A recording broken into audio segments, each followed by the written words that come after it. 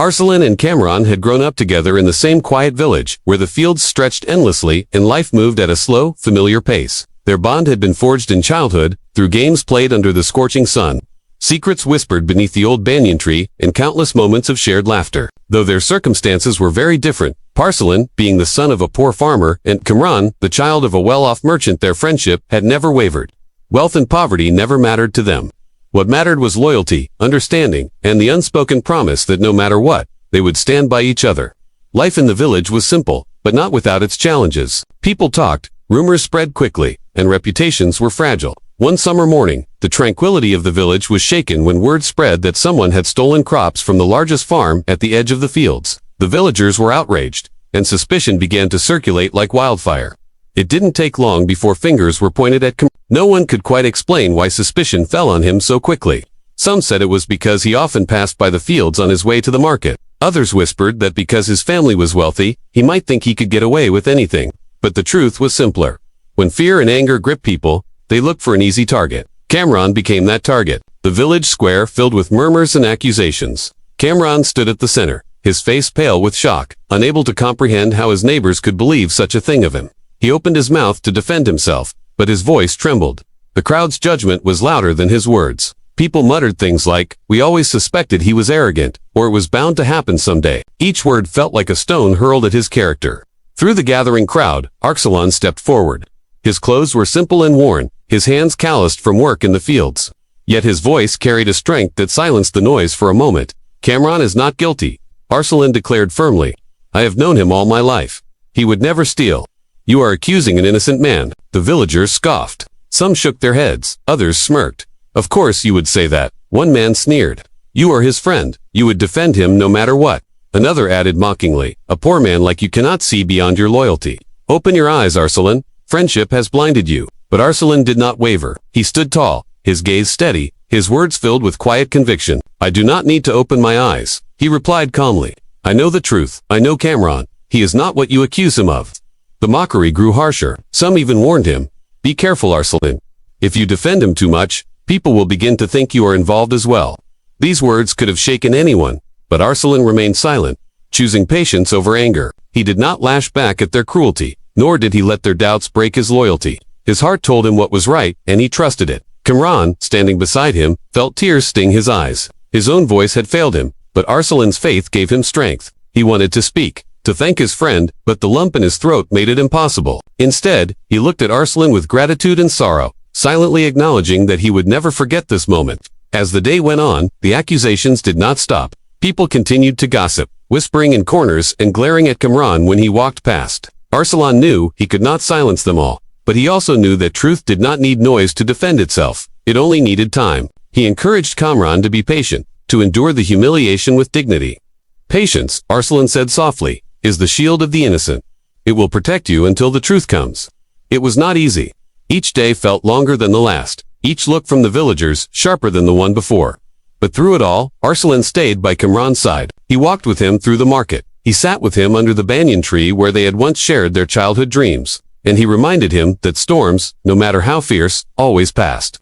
One evening, as the sun set behind the fields, Kamran finally spoke. "Why do you do this, Arsalan?" he asked quietly. "Why do you risk your own peace for me? The whole village mocks you now. They think you are a fool for standing with me." Arsalan smiled faintly, his eyes reflecting the fading light. "Because a true friend does not count the cost of loyalty," he answered. "If I leave you when you are accused, then I was never truly your friend. And if I lose the respect of the villagers for standing with the truth, then so be it. Respect can be regained, but friendship once broken can never be repaired." Kamran lowered his head, overwhelmed by emotion. He realized then that loyalty was not about grand gestures or empty words. It was about patience, courage, and the willingness to bear hardship together. The night fell, and though the burden of suspicion still lingered heavily over Kamran, he felt a strange peace. He knew he was not alone. Arsalan's unwavering support became a light in the darkness, a reminder that true friendship is not tested in times of comfort but in the fire of trials. And so, the first chapter of their trial ended not with resolution, but with a promise of loyalty, patience, and faith that the truth, sooner or later, would prevail.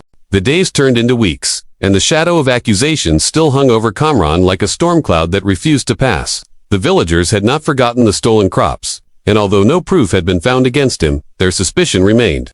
Everywhere he went, He could feel the eyes of the people watching, judging, whispering. What had once been smiles and greetings were now cold glances and murmured doubts. Kamran's heart grew heavier with each passing day, but Arsalan never left his side. His loyalty was like a shield, silent but strong, protecting Kamran from the cruelty of isolation. Then, one late afternoon, the truth revealed itself in the most unexpected way. The village elder, a wise old man who often walked the fields at dusk, caught sight of a shadowy figure moving quickly through the crops. The elder followed quietly and saw a man sneaking bundles of harvested grain into a sack. It was not Kamran at all, it was another villager, one who had cleverly spread the rumors to divert suspicion from himself. The elder, though frail in body, had a sharp mind and a louder voice. He shouted for others to come, and soon, several villagers arrived and saw the thief with their own eyes. The man was dragged into the square, his crime undeniable. When news spread, it struck the village like a thunderclap. Kamran was innocent all along. The people were stunned, embarrassed by their quick judgment and ashamed of the way they had treated him. One by one, they began to gather in the square, murmuring apologies and exchanging guilty glances.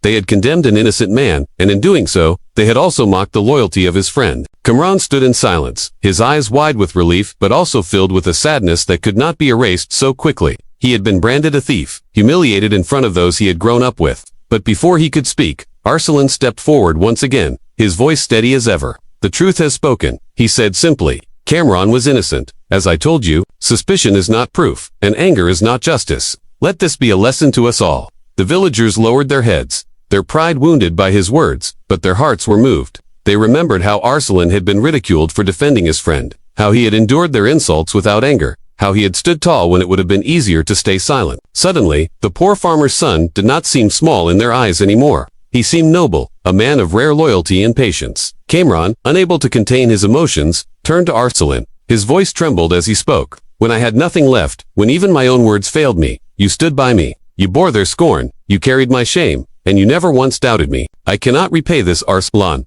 I cannot find words for what you have given me." Arsalan placed a hand on his friend's shoulder and smiled with quiet humility. "You do not need to repay me," he said softly. "This is what friendship means. True friendship is not proven in times of laughter and ease. It is proven in the fire of trials, when standing together requires patience, courage, and sacrifice. If I had left you then, our bond would have meant nothing. But standing with you, this is my duty, and it is my honor." Kamran felt tears in his eyes, and so did many of the villagers who were listening. His words were simple, but they carried the weight of truth, a truth that touched every heart present. The village elder stepped forward, leaning on his staff. "Remember this day well," he said to the crowd. "Remember how easily suspicion led us astray, and how quickly we turned against our own. And remember this man," he pointed to Arsalan, "whose patience and loyalty have shown us what it means to be just, what it means to be a true friend. Let us not forget again."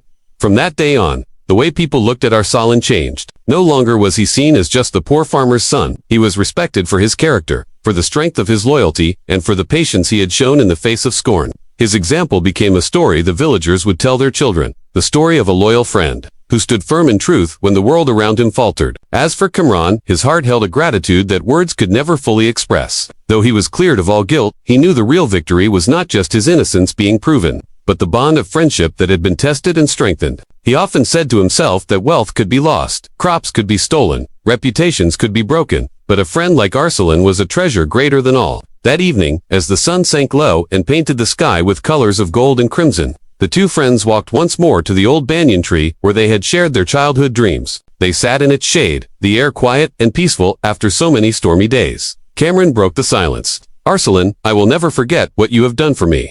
No matter where life takes us, I will always stand by you, as you stood by me."